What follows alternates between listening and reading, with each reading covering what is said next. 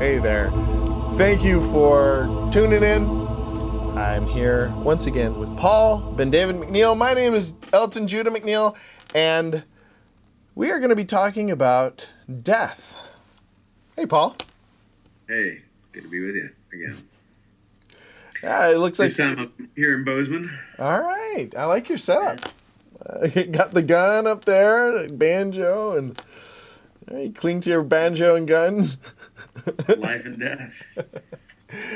And you shaved the beard off, got a little more clean cut, separating out your brand.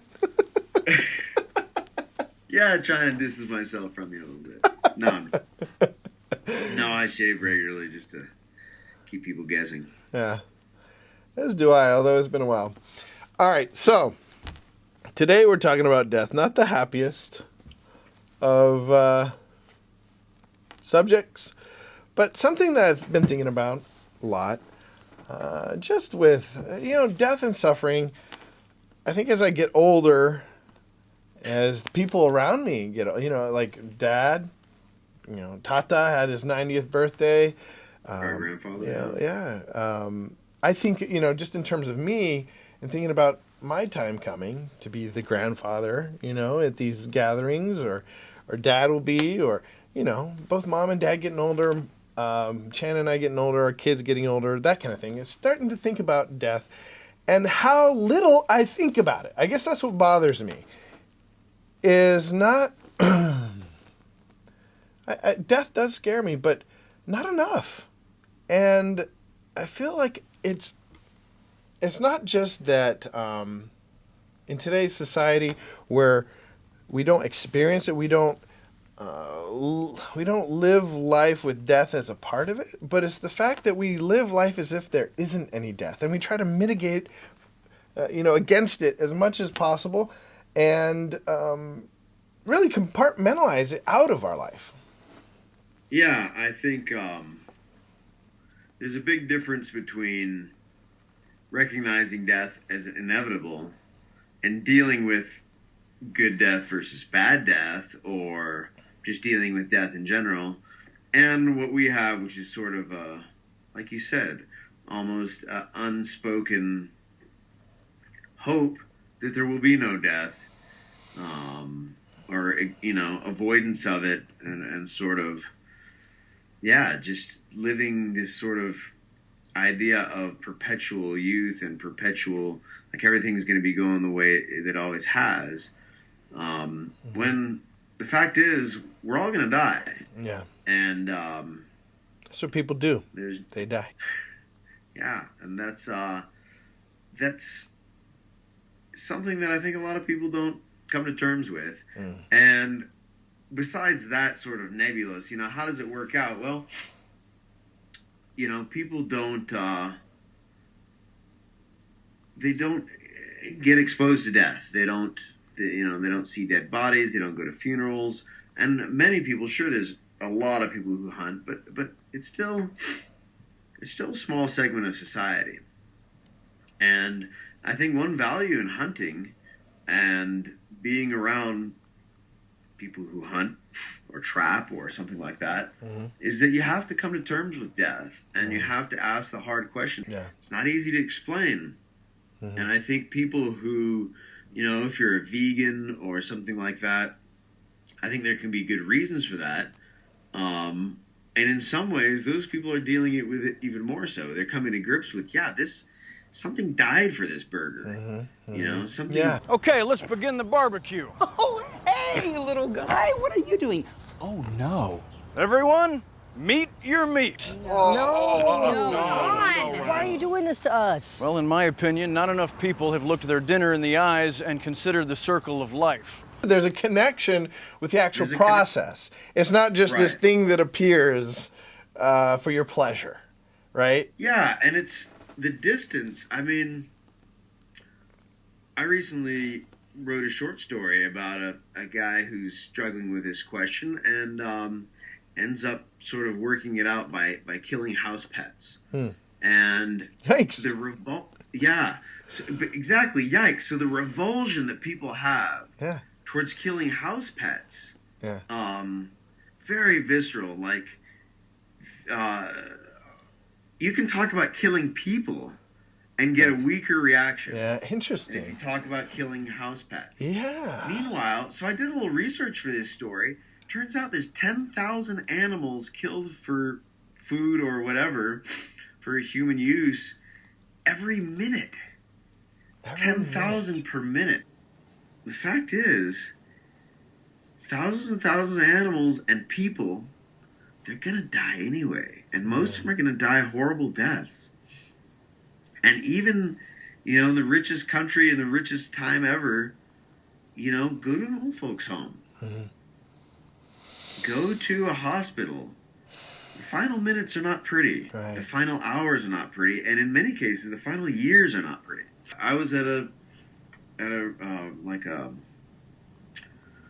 retirement home the other day, and they had a whiteboard, and they had the names of the people who died recently. Yeah. And this wasn't like the obituaries where it's like, oh yes, Colonel Jones died and he lived such a noble life and had 3 kids, blah blah. Yeah. No, this was Edna, who they saw yesterday, who Yeah. dribbled her soup on her chin or whatever, and now she's gone. These people, and right next to it is a list of people who are being hospitalized. Yeah. And it's like right in front of you, like, this is what's coming. Right. And they're facing it. Yeah.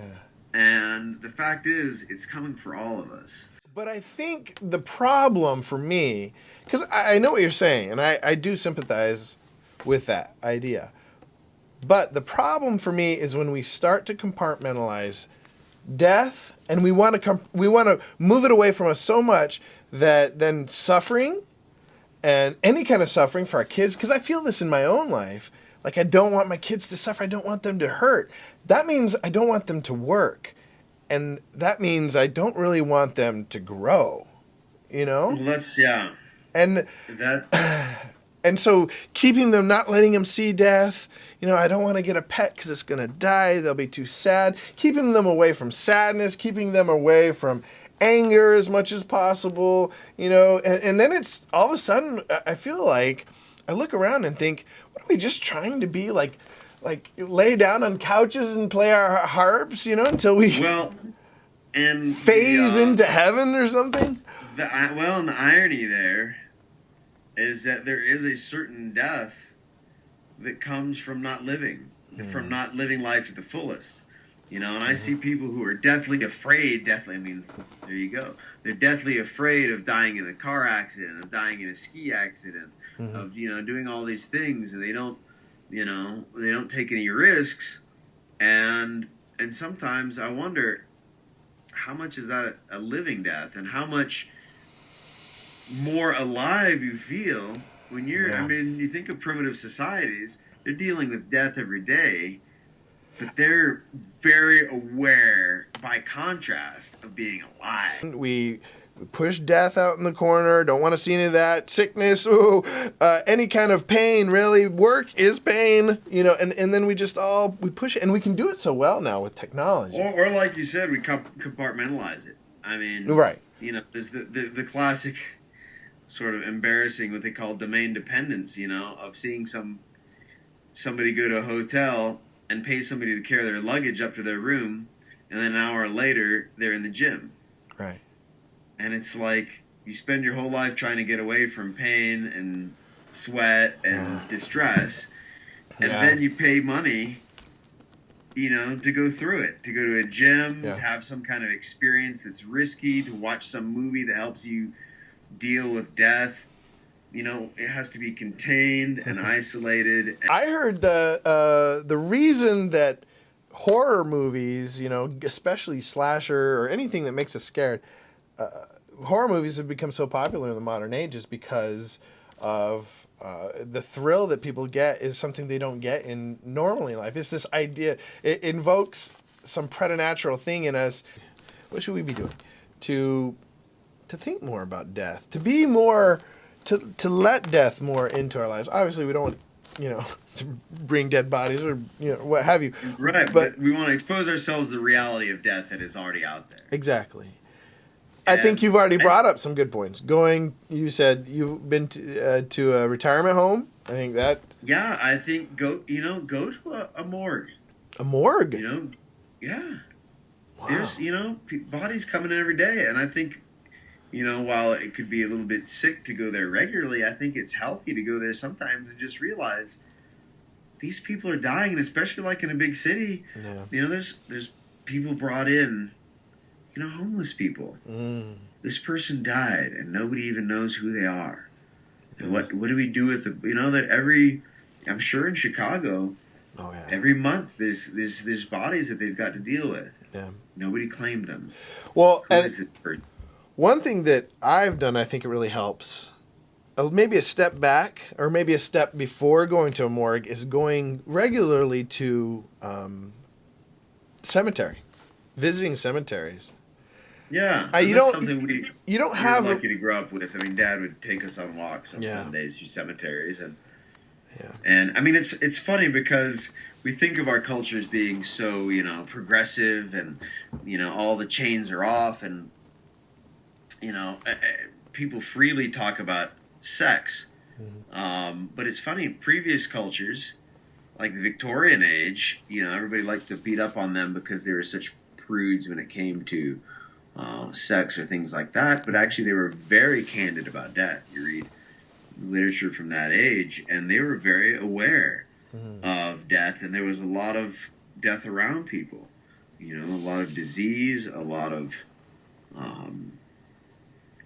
a lot of people dying, a lot of bodies, a lot of wars. And the fact is, more people are dying today than have ever died before. Really? Um, What? What do you mean? well, the population's high. Oh, right. Yeah. Okay. Yeah. So, I don't have the numbers on that, but it stands to reason. All right. Well, we're going to have to leave it at that. But it's been great talking to you, brother. And Talking to you. we'll talk again soon. I'd like to get something where I could get like a little more HD or something, but Yeah. there we go. Suddenly it's HD. All right, but good talk. Let's. Yeah, it's good to talk to you. And just keep in mind, no matter what we do, it's not a show anyway. So. Yeah, it's true. I mean, we're dinking around, but truth is, it's not even a show.